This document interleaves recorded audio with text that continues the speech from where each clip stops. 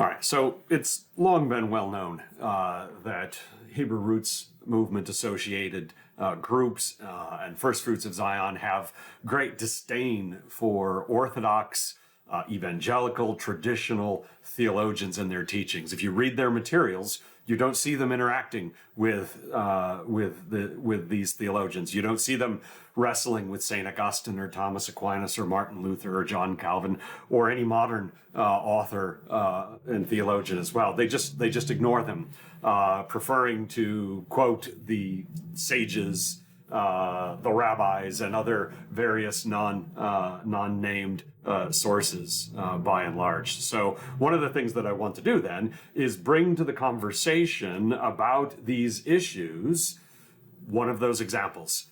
This is New Testament History by F.F. Bruce. It is a British theologian.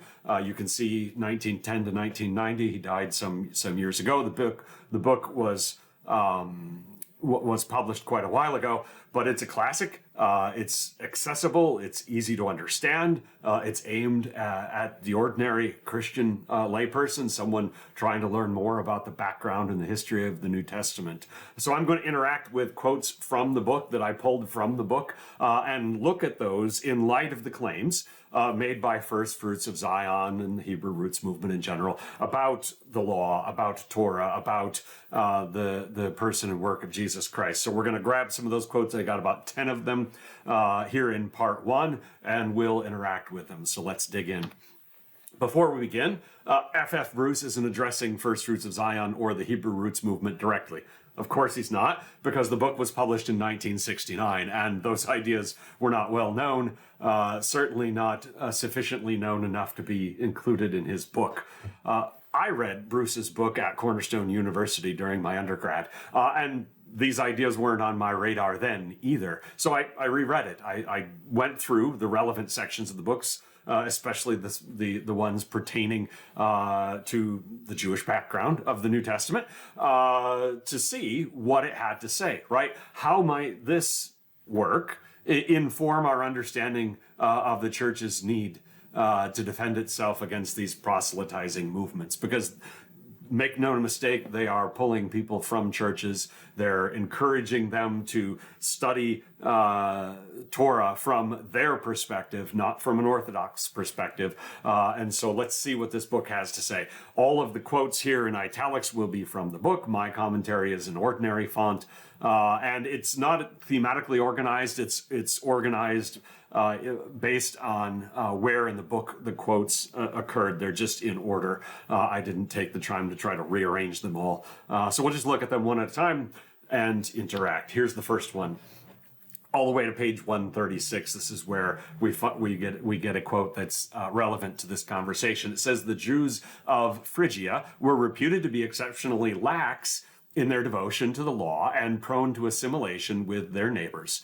The barriers between Judaism and paganism there were not impenetrable." So one of the claims of First Fruits of Zion is that the decree of the Jerusalem Council, and we'll get to that more in a subsequent part, was aimed at having new Gentile followers of Jesus learn to observe the law in their own local synagogue. That's their interpretation, that James and the rest of the apostles wanted these new Gentile believers that Paul was sharing the gospel with to learn Torah in the synagogues. Among numerous reasons why this makes no sense in Acts, and if you want to look at my series on the book of Acts, you'll see that we deal with it based on that text. Here, Bruce contends that the practice of Judaism in the diaspora had its own problems in some regions. So would the apostles really have entrusted new believers to their countrymen whose devotion to the law was so problematic? If the adherence to the law was questionable in various provinces of the Roman Empire and various other places in the diaspora, is that really going to be what they do? Just, they'll handle it in the synagogue. No, of course they wouldn't have, if that's what they had intended. Of course, it's not what they intended. That's the lie that First Fruits of Zion is teaching out of the Jerusalem Council. So there's one quote. Let's keep going. "The Jews of the dispersion, in particular, could pay only occasional visits to the temple. The center of their ordinary religious and community life was the synagogue. There, on Sabbaths and festival services of worship were held in which the prayers and praise of the temple services were repeated. But whereas in the temple, these prayers and praise were adjuncts to the sacrifices, in the non-sacrificial liturgy of the synagogue, they constituted the indispensable elements. Now, again, there's nothing wrong with that. They're living far from Jerusalem. What else can they do? Well, here we see that the synagogue, as the center of religious life in the diaspora, had already adapted the Torah in fundamental ways. And this is generations before the birth of Christ. In the diaspora, the Jewish community were practicing Judaism in ways adapted from the Torah. If, as First Fruits of Zion claims, even Jesus cannot change the Torah in any way, shape, or form, did every Jew in the diaspora stand condemned for worshiping in a local synagogue rather than traveling to Jerusalem at every required festival? As it is, much of Judaism of the first century didn't view Torah in the absolutist terms of First Fruits of Zion and the Hebrew Roots movement. Let's be honest. When the law was given at Mount Sinai, when it was given to Moses, that treaty between God as king and the people as his subjects did not envision that the majority, not the majority, a significant amount of the people would be living far from Jerusalem. That just is not part of the way that the law of Moses is set up, because it contains in it requirements to be in Jerusalem on a regular basis. And of course, to do sacrifices for all sorts of things, which the people living out sometimes many days' journey from Jerusalem, they couldn't do that. So they adapted, because they didn't view Torah as law, they viewed it as wisdom. Let's keep going. Though a general pattern could no doubt be discovered in synagogue services throughout the Jewish world, there was considerable variation. Israel Abrahams could speak of the freedom of the synagogue. Again, so we see that at the time of Christ, for many Jews in the diaspora at least, Torah was viewed as wisdom, not as legislation. I just said that, a moment ago. I stole my own thunder, which echoed the view of the ancient Israelites. Again, they didn't view it as law. They viewed it as wisdom, because nobody in the ancient Near East in Moses' time period had any concept of legislation. They just didn't. It hadn't come about yet in human history in this part of the world. And so they were willing to adapt their practice of it to local conditions, because that would be wise. All right, let's continue. But the general sequence of the synagogue service had an importance beyond the confines of Jewish history. It influenced, to some extent, the order of early Christian worship. Invocation, prayer, thanksgiving, scripture reading, exhortation, blessing have, from the beginning, been integral to the Christian liturgy, although the central place is given to the distinctively Christian ordinance of the Eucharist. So, was Judaism influential on the early church? Yes, absolutely. We're not saying otherwise. Again, First Fruits of Zion will paint me as someone who hates the Torah, someone who doesn't understand the Jewish background of the New Testament or the Jesus or the apostles. It's nothing could be further from the truth. Everyone who hears my sermons and goes and listens to my Bible study knows that we talk about historical backgrounds and cultural backgrounds all the time. It was definitely influential. Judaism was hugely influential on the early church, but was it determinative? That's the key question, and the answer is no.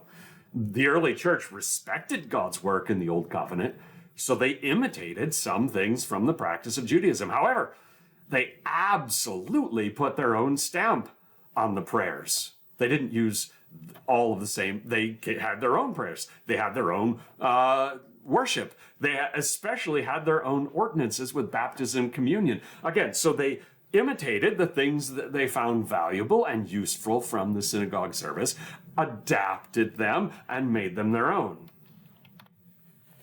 Those who were content to remain God-fearers, no matter how great their devotion to Jewish ethical and religious practices, or their generosity in giving to Jewish good causes, were nevertheless outsiders. To such people in synagogue after synagogue, the gospel made an instant appeal. Without requiring them to be circumcised or submit to the distinctively Jewish features of the Mosaic Law, it offered them salvation and membership in the people of God on the ground of faith, making no difference between them and believing Jews. So one question, an important question, that any understanding of the gospel, right? What is the gospel? What is it all about? The gospel of Jesus. We need to understand it, correct? We need to be able to answer this and answer it biblically. And here's the question. What made the message so appealing to the Greek Gentile pagans that Paul preached to in Acts? All right? He had huge success. All right? This movement exploded. So there must have been something about the gospel as Paul preached it that very much appealed to people with a Greek cultural background, Greek language background, etc., who were Gentiles and who were pagans. As Bruce makes clear, a message of Torah observance wouldn't have had this effect. They already had that option and they were not interested in taking it. Again, the ordinary people who were not God-fearers, who were not connected to the synagogue, that wouldn't have appealed to them at all.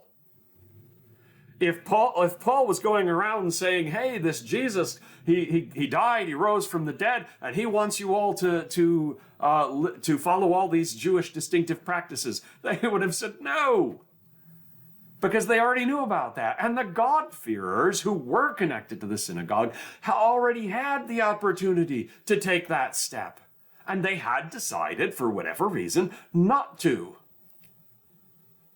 But when Paul comes along, he shares the gospel, they turn to it in droves. Paul must have offered something different than Torah observance. That's a simple question, right? In the book of Acts, why do they accept the gospel? First Fruits of Zion would have you believe that the gospel Paul was preaching was full Torah observance.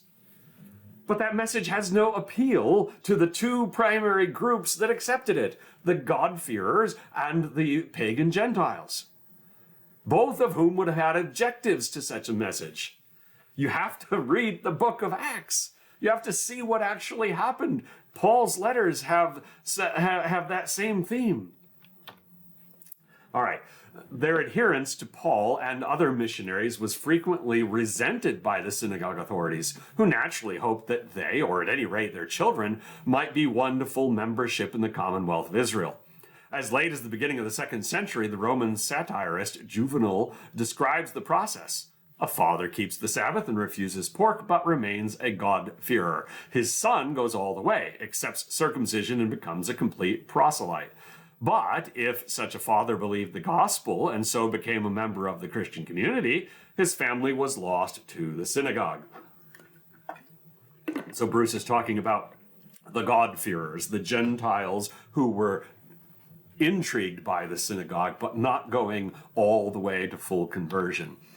So here's the thing. Life in the diaspora of the Roman Empire and life outside of it in Babylon, in other places, it was a challenge for the Jewish community. Absolutely, it was a challenge for them. It's small wonder that Paul's revolutionary message to the Gentile God-fearers was met with resentment by those who had cultivated these relationships over many years. They probably thought of Paul as a sheep stealer.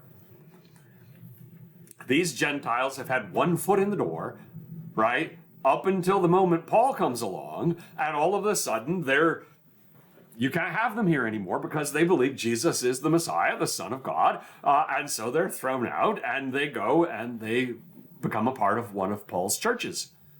And they're not part of the synagogue anymore. They resented that. That's natural. That's a very human response. Again, if Paul had been telling them all, go to the synagogue, we would not see all of this violence and all of this anger in the book of Acts that we see. Again, I can't highlight it enough. I've got a whole series of videos on the book of Acts that looks at every single verse in the book of Acts that touches on this subject. Look at it yourself. Study it. It was in the God-fearing fringe of the synagogue congregation that he found the nucleus of the church. So the Gentile God-fearers connected to the synagogue had every opportunity to become fully Torah observant until Paul came along, right? They had every opportunity. That path was open to them, but they didn't choose it. To think that they would rejoice after hearing a message about a Judaism reform movement calling for a commitment to Torah observance for all peoples. That's contrary to human nature, right? What do we see in the book of Acts? They rejoice. When they hear the pronouncement of the Jerusalem Council, they rejoice. The people, the Gentiles, are excited for the gospel. First Fruits of Zion and these other Hebrew roots teachers want us to think that they rejoiced at the idea of full Torah observance. It's ridiculous. That's not human nature. Again, they had that opportunity, they didn't take it. And yet they rejoiced to Paul's message. He must have been saying something different. Of course, if you read his letters, you realize, yes, Paul was saying something very different than that. At quite an early stage, it appears this community was designated by one of the terms which in the Old Testament are applied to the whole assembly, kahal, or congregation, adah, of Israel. The Greek word ekklesia, traditionally rendered church in English, reflects one of these Hebrew words, or the Aramaic equivalent, kanista, and expresses the community's conviction that it was the true remnant of the people of God, the Israel of the New Age. So, First Fruits of Zion has argued that the church does not exist in the New Testament. They view the assembly that the New Testament writers refer to as exclusively connected to either the temple in Jerusalem or local synagogues. All right, so basically they're saying the word church should never be in the New Testament. The church doesn't exist. It was never meant to exist. It shouldn't exist. End of story. That's their contention. Of course, it's not true, but that's what they're saying. Now, they're doing it through a prime example of the word study fallacy, right? Saying that these words mean these things, therefore the church cannot exist. But arguments about what a word must mean are far inferior and almost always wrong to demonstrations of how a word is used by a particular author.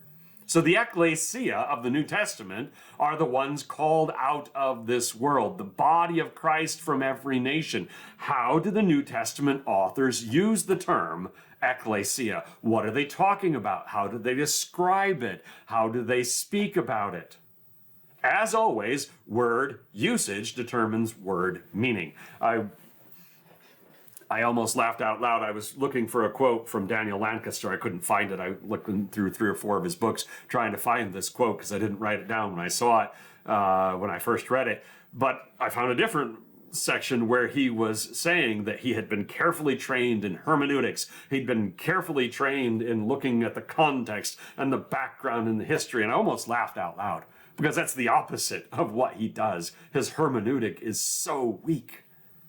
So many logical fallacies, so much out of context quotation. It's ridiculous. So many times that he's changing the text with his own translation against any real understanding of what the author is intending. Any which way, this is just an example that F.F. Bruce was talking about the words that we use, or that the New Testament authors use that get translated as church, and that made me think of this topic.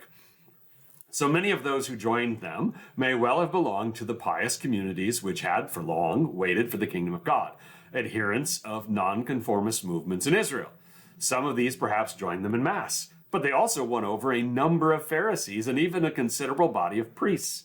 Whether these priests continued to discharge their temple duties or would have been permitted to do so, we cannot be sure. So he's talking about the apostles and their evangelism amongst their own people in and around Jerusalem, saying that a lot of the folks that the gospel appealed to were people on the outside looking in of Judaism, but some priests and some Pharisees. And then at the end, here's the key question. Could they have, or would they have continued in their temple functions? So Luke's Acts of the Apostles, it's our primary extant, which means surviving, source of information about the first generations of the church. We really have very little of any significant detail about those generations outside of Acts. So when it doesn't talk about a topic, when Acts doesn't talk about a topic, we're only left to speculate. So Bruce admits, we don't know, right? We don't know anything about how Pharisees and priests reconciled their Jewish religious practices with their new faith in Jesus Christ. What did they do? What did they think? What did they say? We don't know because Acts doesn't really tell us. And it's okay. It's okay to admit that we don't know something. But what's not okay is to use speculation about what they did or what they thought or what they would have said to overturn what the New Testament has told us, especially what it's told us explicitly. So when the New Testament says something in the book of Acts and one of Paul's letters and the James's letter and Peter's letters and John's letters, wherever it is in the Gospels, when the New Testament says something, we have to go with that. We can't just flip that. We just can't abandon that and say, well, we think they would have thought this, or we think they would have done that. It's all speculation. And that happens all the time in the materials published by groups like First Fruits of Zion, where we're just speculating and we're ignoring what the text has to say. It's just not acceptable. And they objected to them because their preaching constituted a threat, indefinable perhaps, but nonetheless radical, to the Jewish establishment of which they themselves were the custodians. But the disciples enjoyed widespread goodwill. They were pious and practicing Jews, attending the temple services regularly, and could not be convicted of law breaking. So the they of the quote refers to the Sadducean party. They felt threatened by Jesus' disciples. It's very clear in the book of Acts. The ongoing Torah observance described here is in the first few years of the church. It's the first few chapters of the book of Acts, and it's in and around Jerusalem, on the part of Jesus' followers who had all been observant Jews when they believed in him. Okay? Nobody's saying otherwise about that very specific scenario. The objection to First Fruits of Zion and Hebrew Roots movement in general has never been about what Jewish followers of Jesus should be doing to live out their faith. Again, we don't know enough about the progression of the ideas. We'll talk about this a little bit later in a subsequent part about the development of Peter's ideas, the development of Paul's ideas as we see them in the book of Acts, as we see them over time. But we're not arguing about what James and John and Peter and Andrew and the rest of them did during the first few years while they were coming to terms with the true depth of the gospel. Okay? And we are not, I am not, and no one that I know of who objects to this heretical teaching from First Fruits of Zion, none of us are saying how followers of Jesus, who are also Jewish, should live out their faith, what their relationship to the Torah should be. I'm not telling them that. I'm not going to say that. It's not up to me. Likewise, what Jewish followers of Jesus chose to do then, as in the early apostles, or now, what they choose to do, how they reconcile the gospel with the law of Moses, does not create a template for Gentile believers in Jesus. So if Jewish followers of Jesus want to observe Torah as part of their faith in Jesus, that's up to them. That doesn't have anything to do with Gentile followers of Jesus. And likewise, if Jewish followers of Jesus don't observe Torah as part of their faith in Jesus, that's also up to them. It's not a template for Gentile believers in Jesus. That's just not the way it works. I think that's the end of part 1. Another 10 quotes or so will be in part 2, and we'll keep going after that. Probably going to be 4 parts. But once again, look at my videos on Acts if you want to learn more about this early church background from what we actually know from the book of Acts. And once again, in May, I'm going to be debuting Torah in its ancient Israelite context. It's a big seminar that I've been working on. I've got several hundred PowerPoint slides. I don't know how many pieces I'm going to have to break this one into, maybe 6 or 7 in order to keep them half an hour or less. But I'll do my best with that. I'm hoping to debut that, Lord willing, in May, which will really dig into some of these issues, because I mentioned that the ancient Israelites viewed Torah as wisdom, not law. Not legislation. We're gonna dig into that and really develop that idea, thanks to Dr. Walton's book, which will be the foundation for that study. As always, if you have legitimate questions, if you want to have a mature conversation, do it in the comments. I will gladly interact with anyone who's not going to insult or demean folks. Thank you.